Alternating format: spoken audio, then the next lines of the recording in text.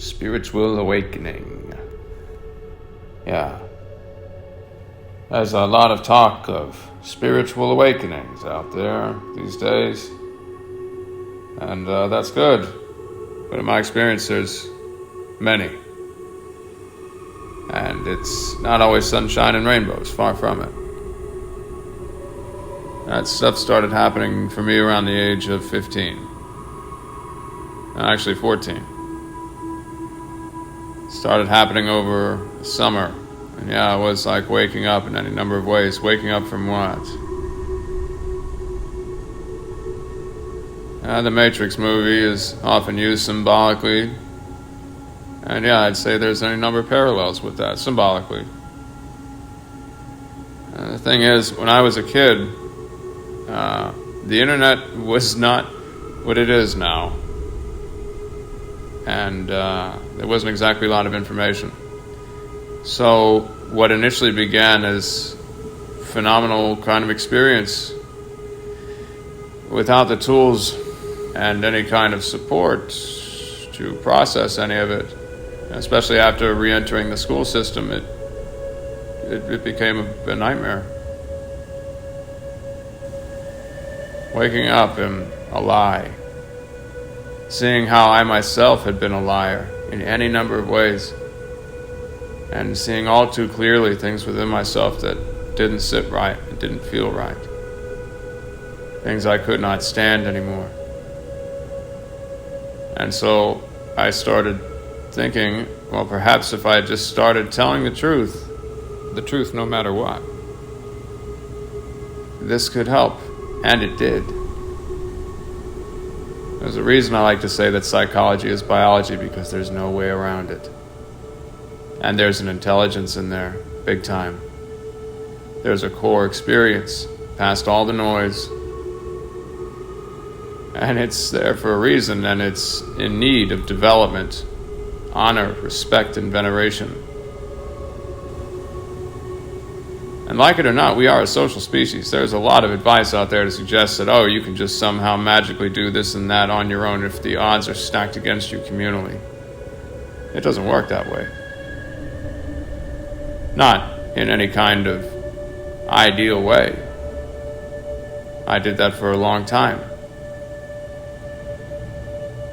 I had to hide the best things about myself because it often painted some kind of target on my back for either toxic and or needlessly competitive people. I'm not competitive. I don't even like playing a game with somebody who's like, it's like they need that win. And it's like they just feel crushed without it. And I can feel that. And it feels like I'm robbing somebody of something that they need. And it's like, for fuck's sake, it's like a game or whatever. Now, unfortunately, this goes beyond games. And I'm very pleased to have found that, thank God, this kind of competitiveness and aggression is not the natural state of humanity. It's a trauma response. One that's also born of somewhat of a toxic value system. Sorry to say. No, but it's the American way to plagiarize and fuck people over. I mean, secretly, of course. We don't talk about this out in the open. No. We make it look a totally different way and just fuck people over in quiet. Yeah, and yet no matter how much mental gymnastics one does, those who do the fucking over and the plagiarizing, they seem to never be able to escape their own underlying psychobiology. It becomes symptomatic. That energy gets expressed in other ways, and these are forces of nature. Karma, you can call it. There's an intelligence in there too. And karma is not something that is strictly rewarding or punitive. It doesn't work that way. It's more like a course corrector. One puts their hand in the fire and realizes, oh fuck, that's really hot. I shouldn't do that again. That's a course correction. If one puts their hand in the fire repeatedly and gets mad at the fire, then that's a problem. Cowardice is also something that cannot be belligerated over. This term belligerated is it's an Agent Exodus term. That's when one just paves over their own internal reality to try to make it what they will. Once again, it's another complex trauma response. As it turns out, complex trauma, this whole intergenerational trauma thing, seems to be the norm. Funny thing, that. Why would that be the case?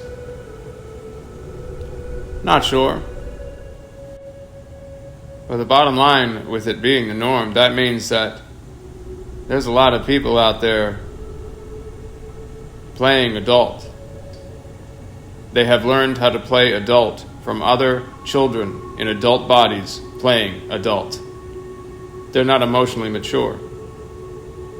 And it can take a lot of work to become emotionally mature later down the line, but it is doable, and it's fucking mandatory for well-being and any number of other things, big time, because emotional immaturity means psychological immaturity,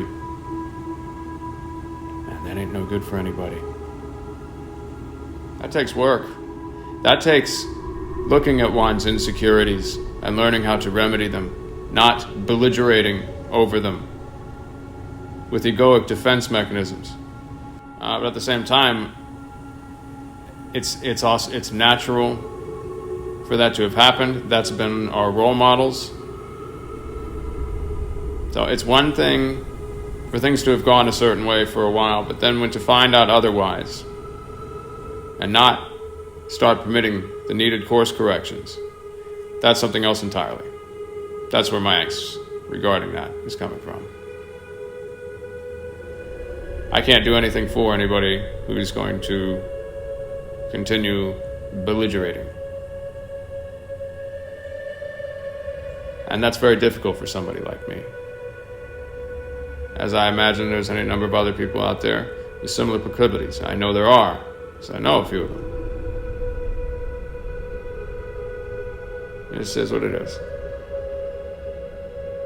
But nevertheless, that's what it takes, at least in part.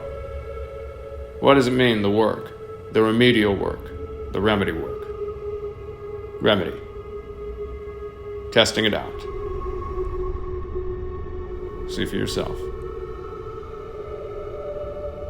Course correct. All that good stuff. Thanks for tuning in.